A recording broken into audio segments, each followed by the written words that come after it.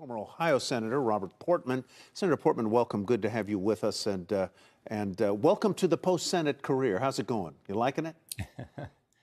Thanks, Tyler. Yeah, I'm glad to be out, but I also want to stay engaged on issues like Ukraine because they're so important for our national security. So I'm glad you're taking some time in the one-year anniversary to talk about that. One of your many areas of expertise is trade. You're a former U.S. trade representative, and we want to talk about trade with Russia and the sanctions and trade with China.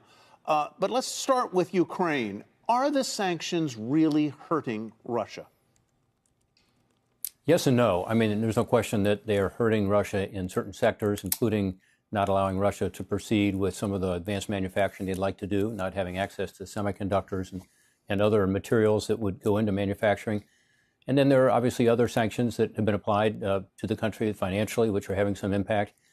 But the Russian economy is not being affected as much as some of us had hoped that it would be, because that would put pressure on President Putin to do the right thing and to pull out of Ukraine and stop this insane invasion, which makes no sense logically.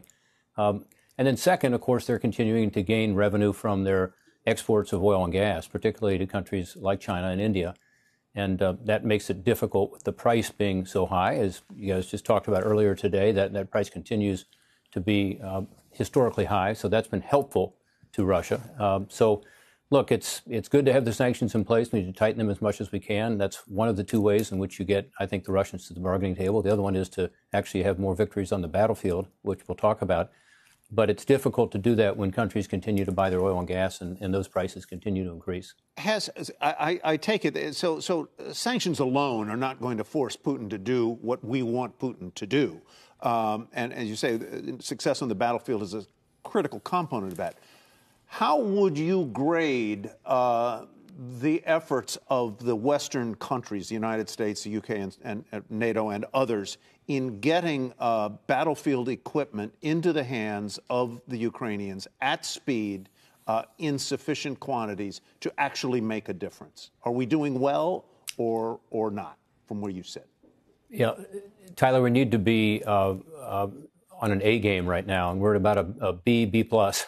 So, look, I admire the fact that the Western coalition has come together. And by the way, it's not just the NATO countries. It includes Japan, Australia, and others. And I admire the fact that we've been able to have such amazing cohesion between ourselves, not just as to the military side, but as to the political support for Ukraine. But we're not doing it fast enough, and we're not giving them enough stuff to be able to actually turn the tide. I think we have a window of opportunity right now. And I think the Russians could take advantage of it to regain the momentum themselves. As you see in Bakhmut, they're making slow grinding process as an example.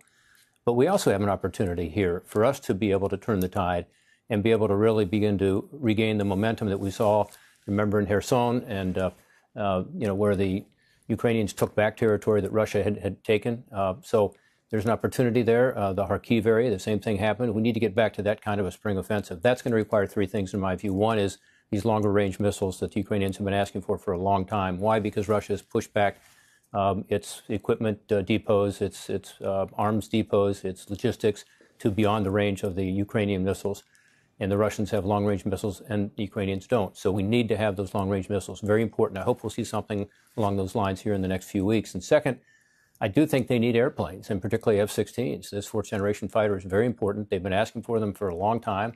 When I was there as the co-chair of the Ukraine caucus, it was interesting to meet some of these Ukrainian Top Gun pilots who came in and met with us and said they have the capability to be trained up immediately. So that's important. And then finally, we need to get these tanks moving more quickly. I know the Abrams tank has now been promised, 41 of them, but probably not delivered until the end of the year, which is too late. Wow. So significantly, these Leopard 2 tanks from Europe, and there are lots of them there, need to get in quickly. And also those larger and very effective Abrams tanks made in the state of Ohio need to get there too. So if they could have that kind of equipment, I think you could see a real sea change, and you could begin to see this window of opportunity be in the favor of the Ukrainians. Senator Portman, it echoes somewhat what Fred Kemp told us last hour, that he thinks, kind of a drawn-out struggle favors the Russians, and that he would prefer to see the U.S. try to help the Ukrainians kind of in this window of time that you referenced. But what does defeat really look like for Russia? How should we expect Putin to act if he really senses that